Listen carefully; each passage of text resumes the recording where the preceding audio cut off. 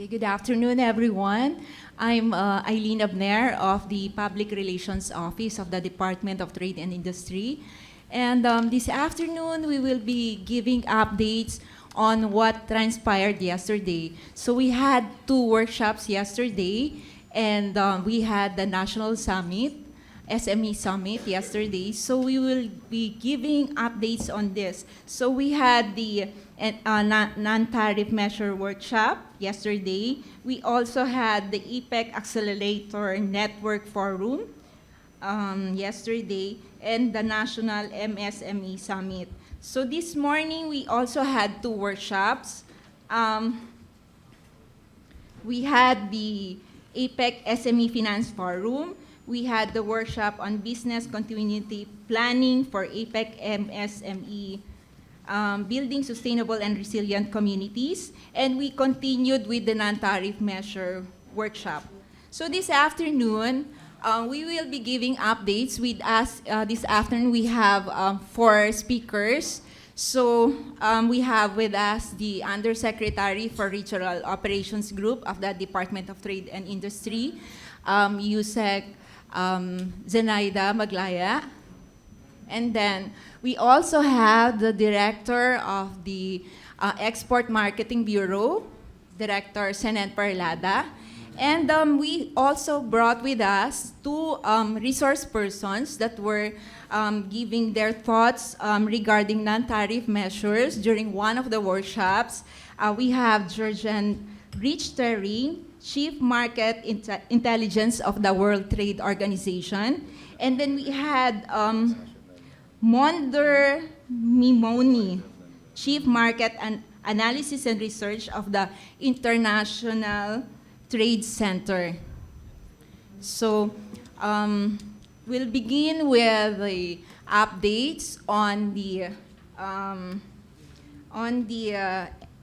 MSME Summit, which will be given by Usec Maglaya.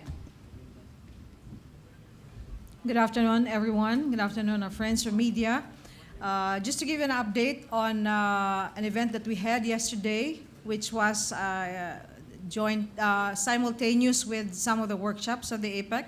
We had the MSME, or the Micro, Small, and Medium Enterprise Summit, which was attended by over 500 participants, which is a mix of government and private sector. We had partners from the government, including the Department of Science and Technology. We had also other partners from the private sector. We had the banks, the government financing institutions, and we had representatives from the provincial and regional micro, small, and medium enterprise development councils, or the SMED councils.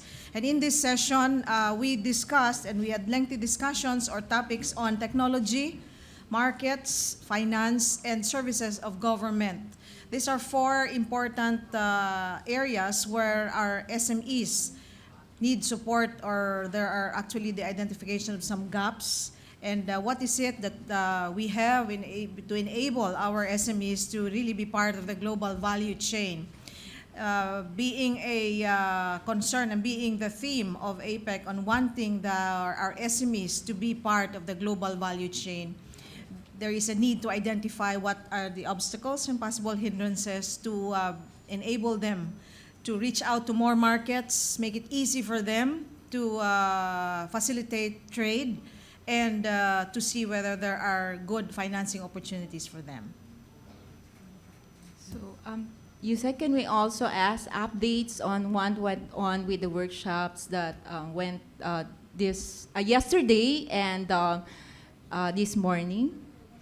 Related to capacity building or capacitating our MSMEs, the workshops on the APEC with delegates from the different countries included yesterday was a workshop on innovation for our SMEs, meaning wanting to see how technology can really capacitate our MSMEs, particularly information technology, for startups and eventually for exports. We also had yesterday the start of the discussion on the barriers to trade or trade measures, which continued today. And this morning, we also had a session on business continuity planning to make SMEs more resilient. We all know that not just the Philippines, but across Asia and other APEC economies, we are prone to disasters. So we want to find ways and means through the sharing of success stories and innovations and systems on how to make our SMEs more resilient and to be prepared should there be a disaster that would hit. So these were two of the sessions, and ongoing up to now is a session with the International Finance Corporation. Well, the Department of Finance is also there. This is a workshop on financing for SMEs. Thank you, Usec. We now welcome questions from the group, and the Director Perlada can address issues pertaining to especially to the non-tariff measures, and we have the two resource speakers here. Can we have the first question? Yes, Amy Remo of Inquirer. Hi, good afternoon to everyone. I'd just like to ask maybe what's the biggest takeaway from the discussion so far? I mean, in terms of the non-tariff measures, what were the biggest concerns among the MSMEs? Director Perlada, can you answer the question? Thank you for the question, Ami. There was a good exchange, very good, candid exchange among the delegates, particularly the real practitioners. You know, we really had people, for example, from the sessions that we've had, from Indonesia, from Vietnam, from Taiwan. We had very good exchanges and common experiences. You know, it's really one, how to reduce regulatory burden for MSMEs, particularly beginning with behind the border, meaning to say in their own or in our own individual countries' burdens on MSMEs, and how they can address the difficulties in moving cross-border. Second is also financing. That has been a common theme among the representatives present. And there were some really good testimonials on how they actually grew from being MS to becoming Ms already. You know? So they've already had some successes. And so there was a good sharing on how they were able to overcome the difficulties that they faced as a micro or small enterprise, moving all the way to medium. There was also one lady there who actually, well, she said she was inspired by some of the talks that DTI had been giving about how multinational corporations can help our MSMEs. And I'm speaking here specifically of the lady who was executive director. I think she still is the executive director of the Philippine Chamber of Food Manufacturers. These are the big food players. And how they now have drawn up a program to be able to fold in their supplier MSMEs and help them get cross-border through their supply of materials to their respective members.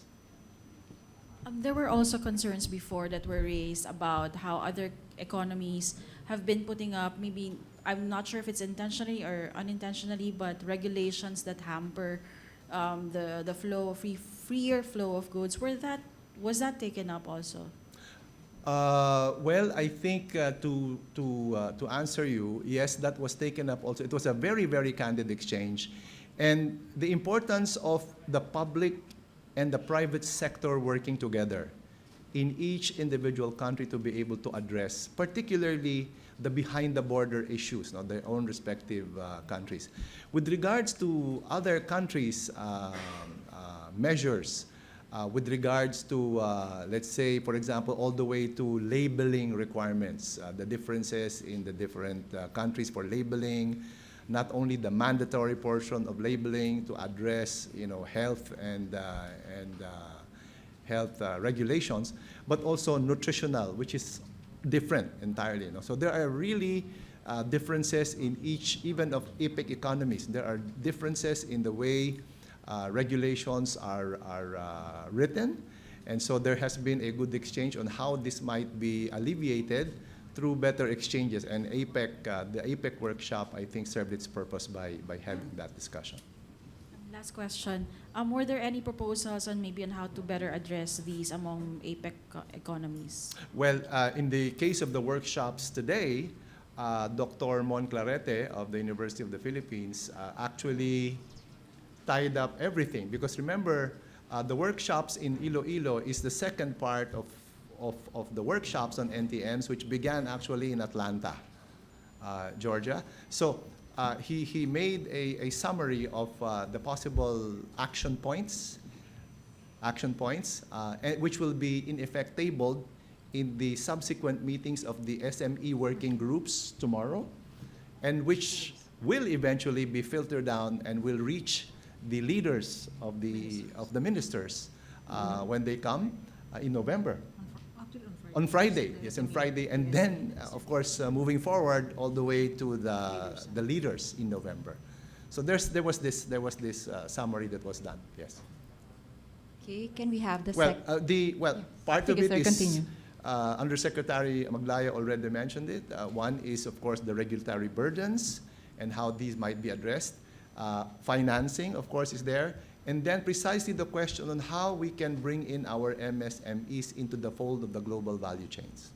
Okay, thank you, Director. Can we have the second question, please? Yes.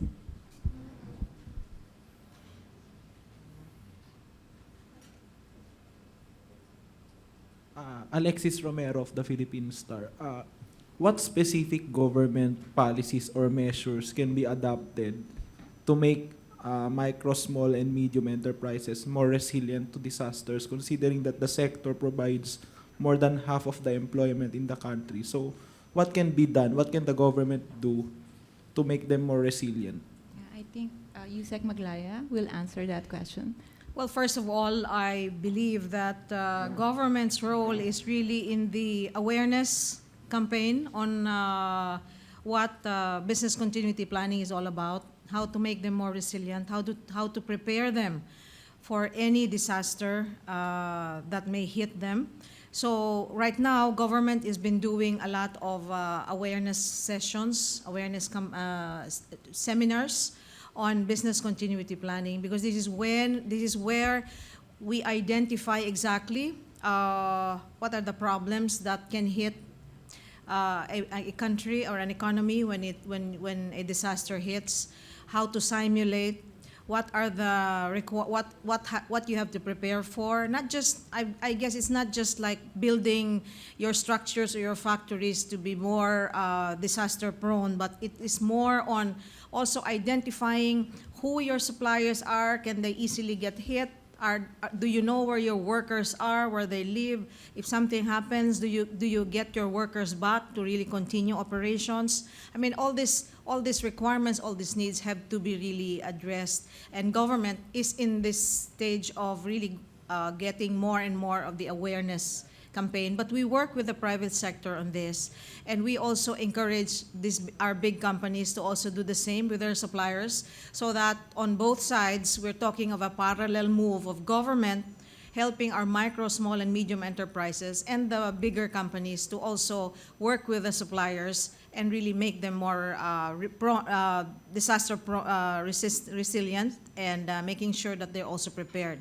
Because in the end of the day, we're really talking of a continued flow of goods and minimizing the effect on any obstacles in the supply chain. Okay, can we have the next question, please? Yes. Kindly introduce yourselves na lang. Hi, good afternoon. I'm Mads Miraflor of Manila Bulletin. My question is addressed to either Director Perlada or Usec Maglaya. Could you please describe how accommodating or strict is the lending environment in the Philippines for MSMEs? And in terms of policies, ideas, policies that we are implementing, how, are we more of a benefactor than a contributor, or vice versa in the APEC discussions on this particular matter? Thank you. Usec, yeah. In the area of financing, yesterday's discussion was really on accessibility.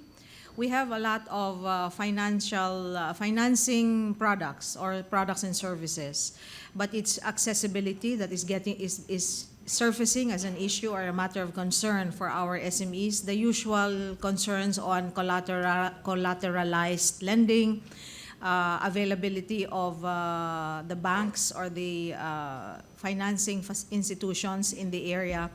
And of course, there's also a lack, and at times the inadequacy when it comes to available information for our micro, small, and medium enterprises. But there are also avenues, and now we're even looking now at how we can innovate in terms of financing. What would be some innovative financing packages or products and services that the APEC economies could really come up with of course, the sharing also and networking from the different economies. This is one thing good about having this APEC, because we are able to also learn from the other APEC economies on what they've done so far, to what extent government has come in terms of helping open up some of the special windows for our micro, small, and medium enterprises, giving some surety fund or giving guarantee fund for our SMEs, and lessening the risk for government and other private financing institutions. Yes, Director Perlada, please May- add on that. Just may add to that. You know, we learned a lot today from the experience of with regards to financing from countries such as Taiwan, where the cost of financing to the small exporter amounts to no more than 4%. It includes already all the guarantees, okay, and it is an internet-based thing. You know, they are the de facto single window that operates in Taiwan. So I think it really helps for us to learn about these things, to kind of benchmark and see what we can do, how the government, how the private sector, how the banking system can work together in order to be able to bring down the costs for the small and medium exporter. It was nice to hear that, for example, it was very nice to hear that, you know, Acer, you know, the big computer, and you have, you know, your screens right there, and Jurgen can attest to this, that, you know, was or started out as a small enterprise, and they got a loan from a group called SMEG in Taiwan, and look where Acer is now. Now that said, may konting patalastas po tayo. Sige po, sir. We will have an SME Exporter Financing Forum on September 29, and I guess this is all part and parcel of our moves to help our SMEs. Export Financing Forum, 29 September at the SMX Convention Center in Manila. And then next year, we will be bringing this all the way to the other exporting regions. Thank you. Okay. Thank you, Director Perlada. Can we have the next question, please?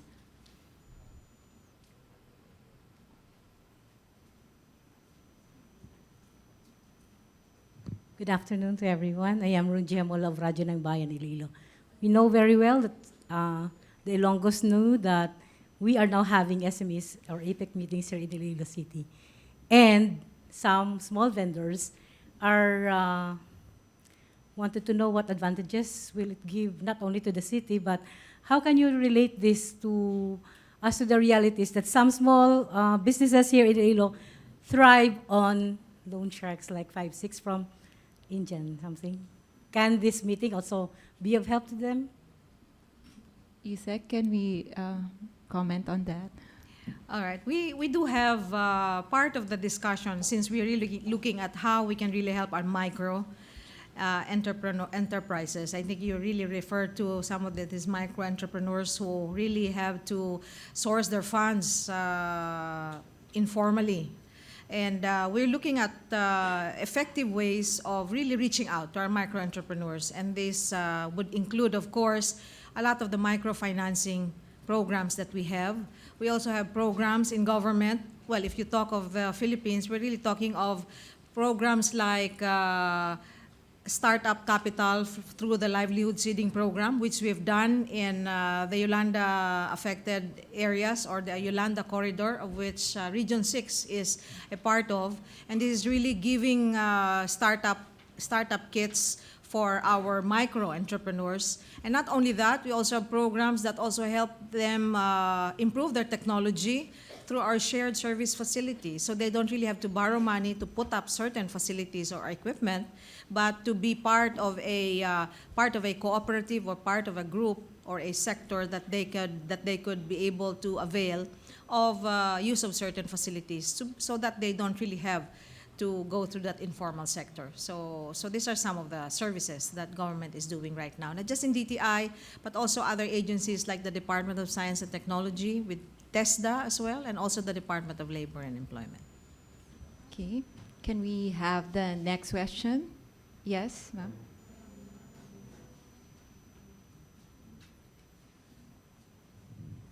Lydia Pandon of the Manila Times. I would like to direct my question to Director Perlada and Usec Maglaya. Please give us examples of non-tariff measures that will benefit the Philippines and other smaller countries in Asia. Examples of non-tariff measures. Yes, Director Perlada. Well, non-tariff measures, maybe just to give, to dichotomize it first. One that would be involving health issues, for example, would be SPS. You know, if you're a danger to if you're a risk to human health, plant health, or animal health, then you will have to address so-called sanitary and phytosanitary issues. And then the second one will be the technical barriers to trade, where there will be, for example, issues with regards to standards, to the regulations that cover the scientific basis for certain regulations. No? So, for example, in the case of, and I guess top of mind, in ASEAN, for example, we have to harmonize a lot of measures that we have with regards to SPS and TBTs, all the way from the standards that are followed, for example, in the case of personal care products, pharmaceuticals. We have to handle also differences in labeling requirements, for example. We have to also handle issues about levels of, let's say, ingredients that are not allowed in some countries. So the importance of harmonization and also mutual recognition agreements or arrangements is very, very important. And in the case of APEC, I think this is one of the ways by which our MSMEs can actually grow if we're able to address most of these NTMs. And especially with Secretary Domingo's effort to put the MSMEs front and center in the Philippine chairmanship of the APEC conference this year. He really believes that, you know, with the lowering or the removal of unnecessary NTMs, then MSMEs can play in a wider field among APEC economies, especially when you take into consideration the using, for example, the e-commerce platform. Okay, so there are many other non-tariff measures that can be addressed in order to enable our MSMEs, not only from the Philippines but the entire APEC economies, to be able to exchange products within the region. The key is really trade facilitation. And I guess among APEC economies, we have to make sure that it's easy and there is a free flow of goods. But of course, we have to make sure that we do not compromise safety. So there really are certain regulations, but there should be effort to simplify regulations between and across economies in APEC, so that if we're talking of wanting our micro, small, and medium enterprises to really be part of the global value chain, we then have to make sure that we simplify procedures, we address and harmonize regulations, and most importantly is we have to make sure that everybody is aware, informed of all these regulations, make them all available, so there is not just opportunities as we see markets, but also facilitate trade by understanding the regulations of the different economies. Director Perlada, would you like to add something more on NTMs? Because I remember you wanted something very, very specific, and I mentioned this in the workshop. For example, the difference now between the MRL, or maximum residue limits, of Korea, that Korea is imposing on Philippine bananas, okay? Which goes all the way, of course, to our contract growers in Mindanao, which is even more stringent than Japan. And these are two major markets of the Philippines. No? The more stringent requirements, I just don't have exactly the figures now. But the point is, Korea has imposed now more stringent maximum residue limits on Philippine bananas. And if you compare that, for example, with another country, a major market of the Philippines for bananas, it is more stringent than what Japan has already been imposing before. Thank you for that, Director Perlada. Can we have the next question? The girl in blue polo. Yeah. Si Chris Mundo pala. Chris Mundo from Philippines News Agency. I would like to ask our experts from WTO and ITC, so how you perceive the proliferation of non-tariff barriers on the margins of increasing open trade agreements and economic integration? Thank you. Non-tariff. Well, unfortunately, non-tariff measures have been proliferating quite a lot, and they're there to stay. I think we have to live with it. We need it, as was said, to respect sanitary phytosanitary standards, other regulations to respect cultural differences. What we need to do is to make access to information on these measures more easily accessible, and also to make it easier maybe for companies and governments to exchange information how to address these measures. We heard a lot of practical examples, which is very good and interesting for us to come here and hear from you, from the companies, their practical experiences. We in the WTO try to make transparency on trade policy measures a major aspect of our work. It's one of our major pillars, actually. And while we deal at the WTO mostly with governments, government agencies, we want to make sure that the information we have available is also directly available to government, to businesses. So we have set some online forums to disseminate information on non-tariff measures that governments provide to the WTO. This is freely available to anyone, business sector, academia, and we also try to sort of cooperate with other agencies to make this information available. One way that should certainly be encouraged is probably to have more mutual recognition of standards and regulations start in the region, ASEAN, APEC, I think, where you have some similarities. I think that is definitely an avenue that should be pursued. I imagine that the TPP negotiations include also components related to non-tariff measures. At the WTO, in the global forum, we can only set more general standards that need to be respected. But clearly we see that there is a lot to deal with for SMEs. Just to give you an example, each year we receive about more than 2,000 notifications on standards and regulations from all WTO member countries.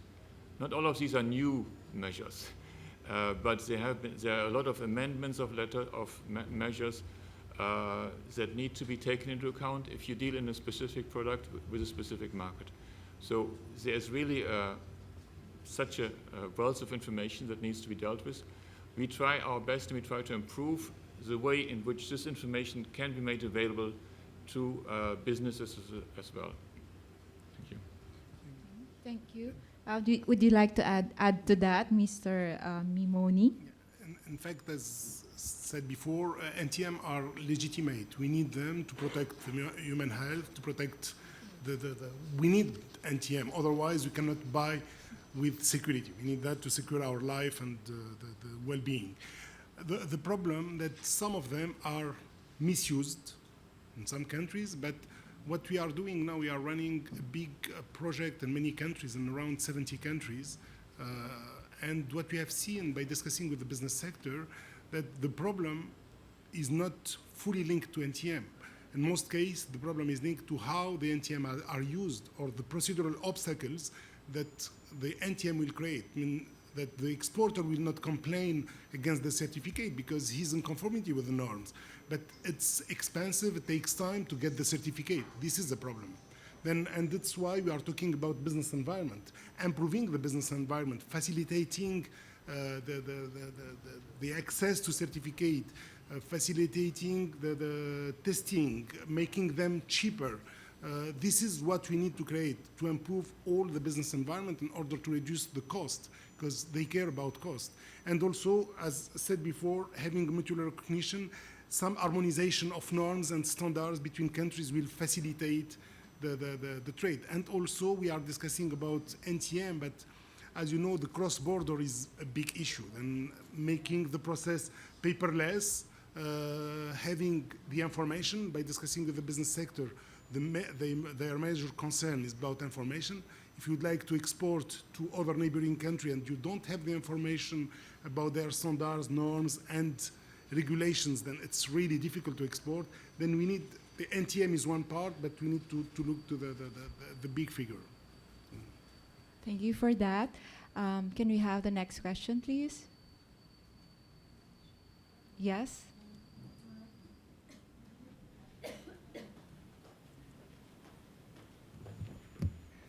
Yeah, good afternoon. I'm Christian Osada from Bombo Radio Philippines.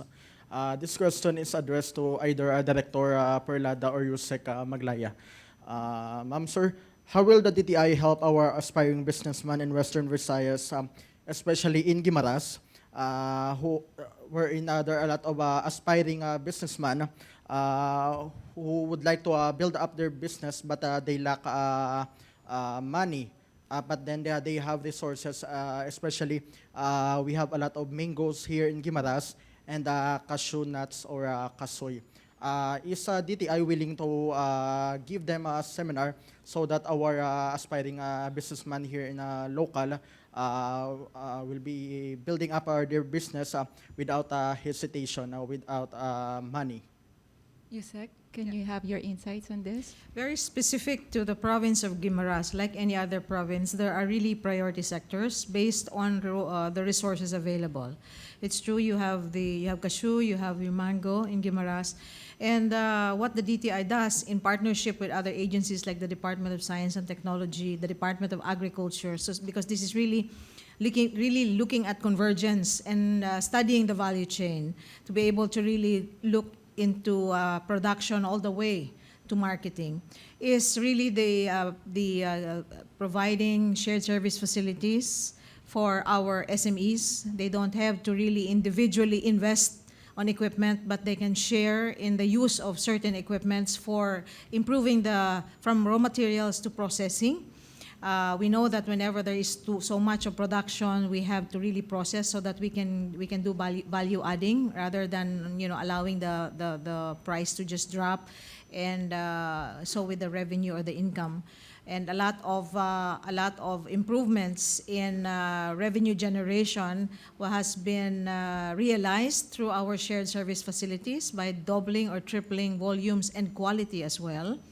We also there's also training that we can give them so that they can improve the way they do things and really bring down their cost. Of course, the business environment, the simplification of procedures or processes, and we're working with the Food and Drug Administration in simplifying actually their requirements for license to operate, or the LTO, especially for our micro entrepreneurs. And we're almost there in really making sure that it's simplified and it's easier for our micro entrepreneurs to be able to start a food processing business particularly. Director Perlada, yes, please add on that. I'd like to that because Guimaras is in a very special situation. Yes, you do have a lot of mangoes, too good in fact that I hope some quantity will be enough to export. So it's all, a lot of it is consumed locally, but Guimaras is in a very special position because you're the only source of mangoes from the Philippines, for example, that can enter the US market, okay, because you have that special designation. For Guimaras, in the case of what we can do, we can offer you, as Undersecretary Maglaya has mentioned, no? If there is a need already, there are companies, and I think there are a few in Guimaras that would already be qualified as export ready. We do have our seminars called the Regional Integrated Platform for Philippine Exporters, picking up from the, from the interventions that are provided by the Roving Academy, for example, of the Regional Operations Group and the BISMED, Bureau of Small, Medium Enterprises that we have, to intervene in terms of training our export-ready companies to go cross-border. And it's really hand-holding. This is really hand-holding. We have a controlled group that we really monitor from being export-ready to being able to go cross-border. This is one.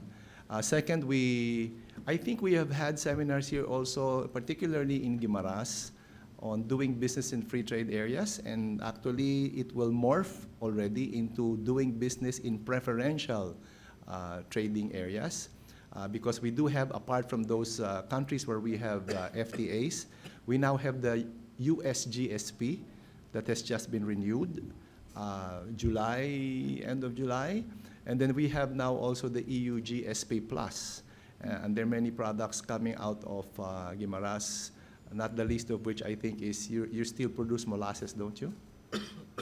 No more? No more.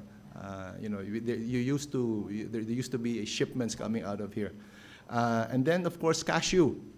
Cashew would be interesting. I think maybe Usec, these are, shall we say, common elements. And speaking about Guimaras, the other thing that I almost failed to mention, especially with mangoes, we can go GI.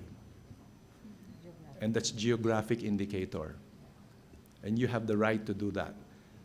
And you also have opportunities for organic because you have a natural boundary for being able to claim geographic because you're contained and there's a certain, what you call this, a natural barrier you have towards or to address the so-called contamination issue for organic products. So these are things that we can do for Guimaras, and as I go back to Manila, I will contact our regional director here. Perhaps we can have a segment or even third session of our programs here in Guimaras. Addition, sir, ma'am, maybe you can give guidelines to our local businessman there in Guimaras, because I always go to Guimaras, and then they have a lot of goods and products that is export friendly, like for example the ketchup made from mangoes, and but I don't know, they have there the pizza made from mangoes. The main ingredient is mango, and then we have there the bandi, the cashew nut, sweetened cashew nuts. Maybe there are a lot of businessmen, locals in the import areas wherein they don't have an idea on how to build up a business. Maybe the DTI national can give them guidelines or trainings so that they can build up their businesses, and then the economy in Guimaras, of course, will boost because as what I can observe, the economy in Guimaras is not really that booming as compared to other areas here in Western Visayas, although we have a lot of resources. Maybe the DTI can conduct seminars with our local businessmen. Yeah, we will work with we will work through our provincial office in Guimaras on this. As what Director Perlada was saying, you can really look into possibilities. When you have the volume, you can go exports. But if you have less of the volume but you have more of the maybe peculiarity or something unique in a product, then you're talking of high value products. Maybe not in bigger quantity as the usual, but I guess you just have to identify what your strengths are, You're right, there are a lot of our small entrepreneurs, and this is what the APEC theme is all about. It's building inclusive economies and building a better world. It's really wanting to really get and really get the participation of our micro entrepreneurs and really be able to bring them up to the level of really a good business venture for them. So they really are part of what we call the value chain. Let me add also that, for example, in Guimaras, I think it is from here, right? The mango cookies coming made out of the mango seed, isn't it? Right? All of them about mango, right? And you can make mango flour out of that. That is gluten-free. There are so many.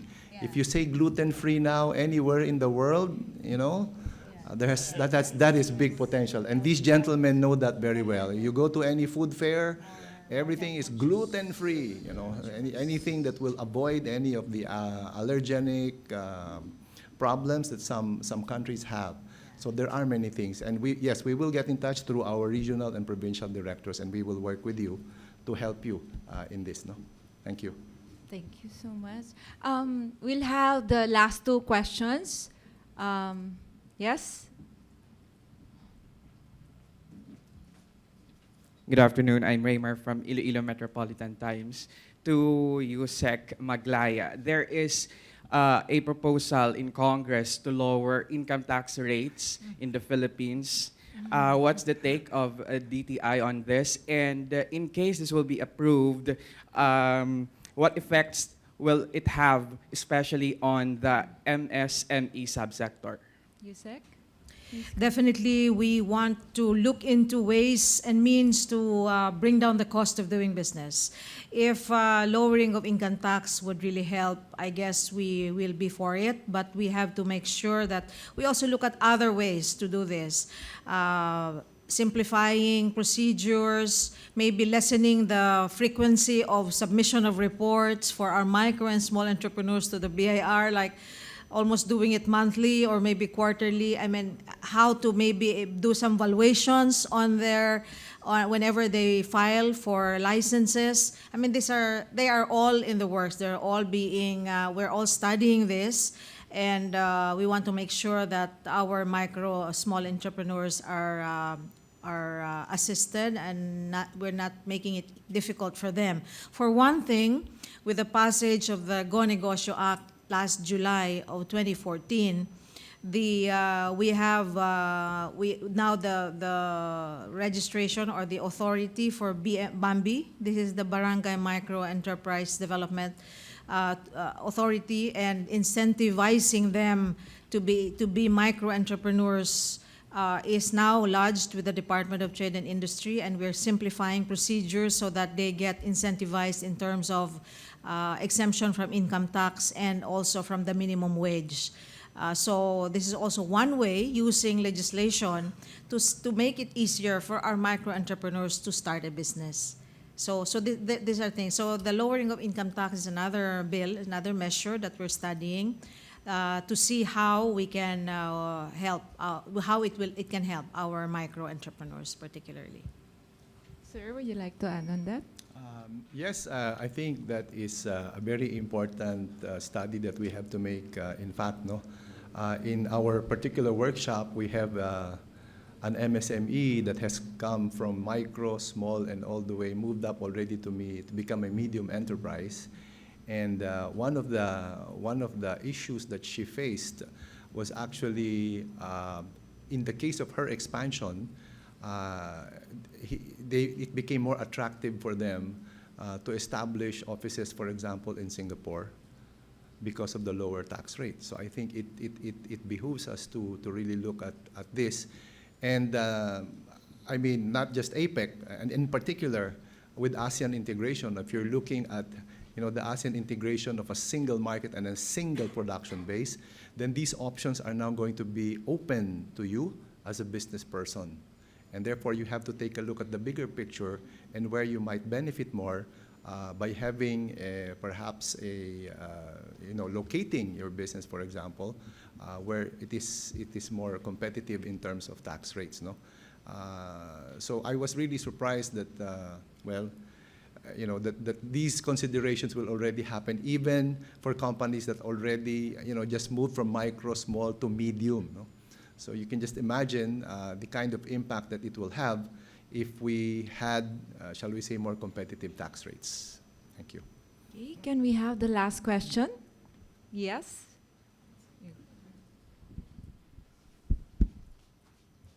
Good afternoon. I'm Ray Martis Capel of Panay News. This is addressed to Usec, Maglaya, and Director Perlada.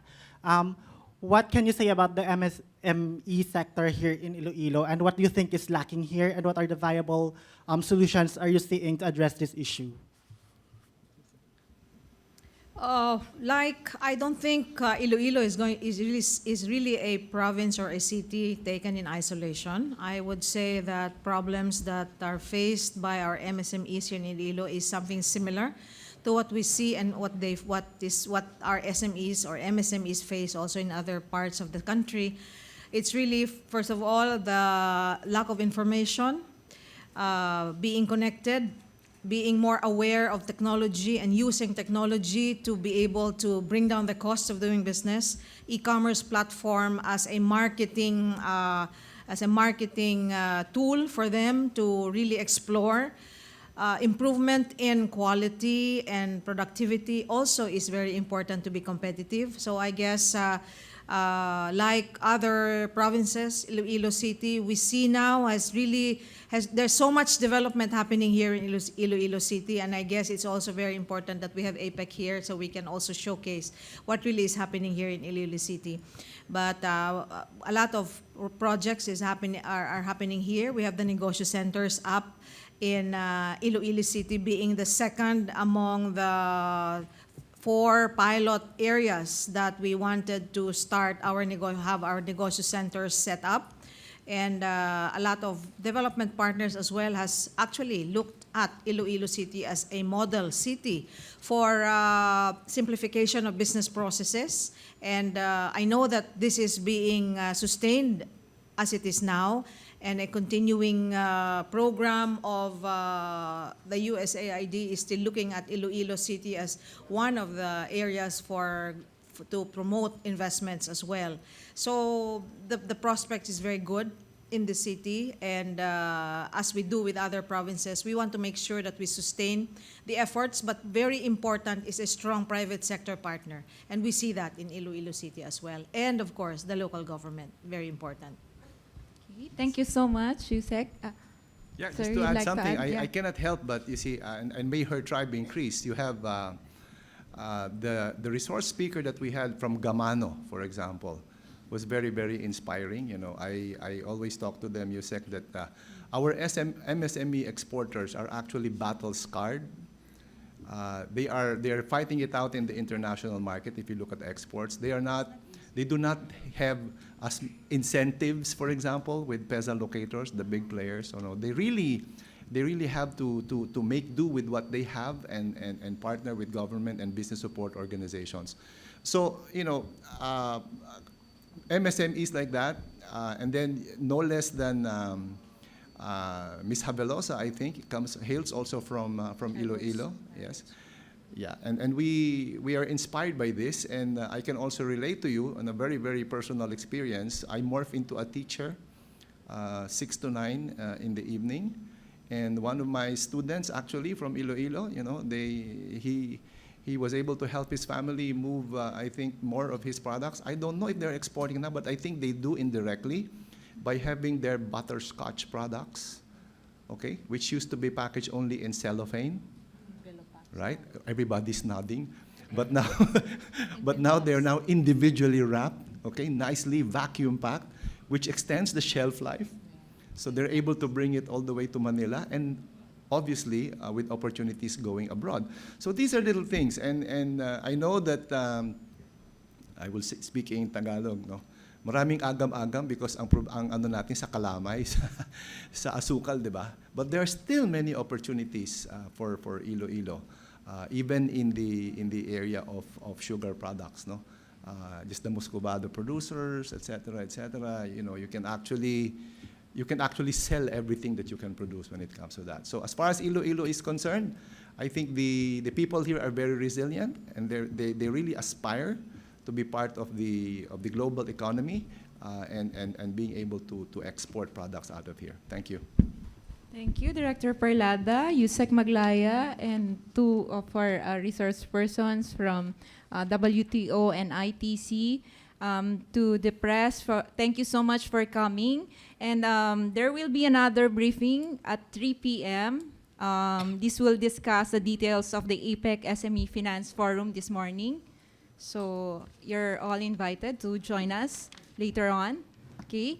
Good afternoon to everyone.